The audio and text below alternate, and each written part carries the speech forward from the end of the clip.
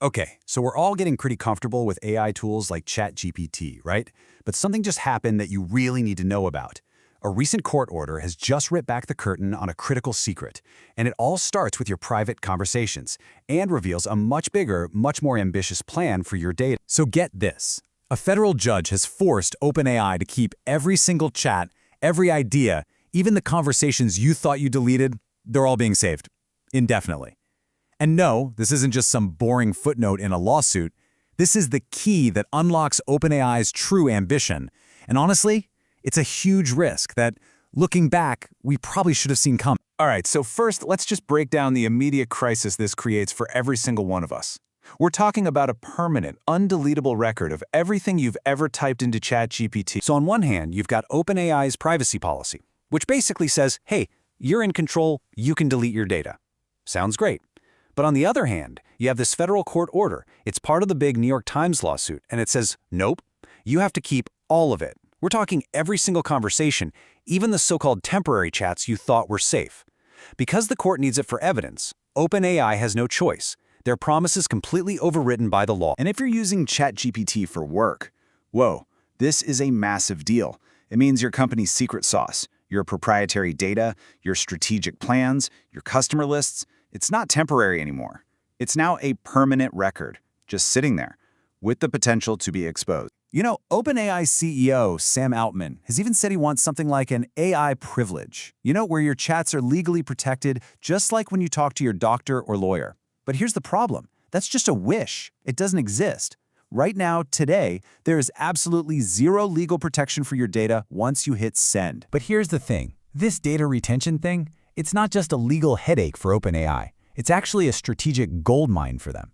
And thanks to a leaked internal document, we can now see exactly what their real ambition is for all that data they're collecting. This is a direct quote from that strategy document. Their end goal isn't just a smarter chatbot. They're trying to build a super assistant. Think about that, an entity that's deeply personalized and woven into every single part of your life. And just look at the job titles they envision for this super assistant. It's supposed to be your tutor, your advisor, your muse, collaborator, translator, even your companion and analyzer.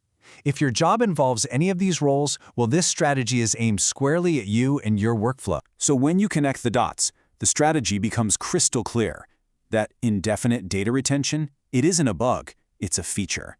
To build an AI that can truly know you, it needs a permanent, incredibly detailed history of your thoughts, your plans, and your preferences. Okay, but here's where the story takes a really bizarre turn. While OpenAI is busy planning this all-knowing super assistant, the core technology itself has a very strange and, frankly, deeply concerning flaw. According to a former OpenAI tester named Steve Adler, the model has developed this weird new personality. You see, they were trying to stop the AI from just being a simple yes man, from agreeing with everything. But it looks like they overcorrected. Now it's often programmed to be a contrarian. It argues with you for no good reason. And you can actually see this for yourself. You don't have to take my word for it. Try this little experiment. Ask it to pick between two random options. Then, you state your preference. Almost every single time, the AI will pick the other one. It's literally programmed to oppose you, even on something totally neutral. So, that raises a pretty serious question, doesn't it? If the AI is hardwired to disagree with you on something completely trivial, how can you possibly trust its feedback when you're working on something as critical as your business strategy? And this isn't just a theoretical problem, not at all. This kind of flawed AI logic is already leading to some absolutely spectacular, high-stakes failures out in the real world. $32 million. That's the value of the contracts that the U.S. Department of Veteran Affairs used in AI to review. See, they only had 30 days to find savings, so they turned to AI for speed. The instruction was simple. Cancel anything that wasn't directly tied to patient care. The results were just baffling. The AI recommended canceling internet contracts for hospitals. It suggested stopping maintenance on critical safety lifts that move patients. It even wanted to axe compliance audits. And why? Because the AI only read the first 2,500 words, basically the first page, of each massive government contract. It had no real understanding of the context. And this is not an isolated case. An AI program manager at Johnson & Johnson was using an AI coding tool. It tried to delete a few old files, it failed, and so its solution was to delete his entire computer. Everything, including itself. I mean, it felt like Ultron took over, he said. And remember, these are AI experts at Fortune 500 companies who are experiencing these kinds of total meltdowns. I know this all sounds pretty alarming, but the goal here is to be prepared, not to be scared. So let's pivot to a clear, actionable playbook that you can use to protect yourself from these risks, starting right now. This is really the question on everyone's mind.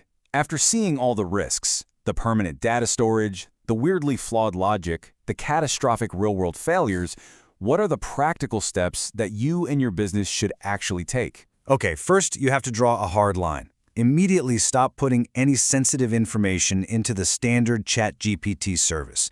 This means your customer data, your financial data, your strategic plans, employee information, all of it.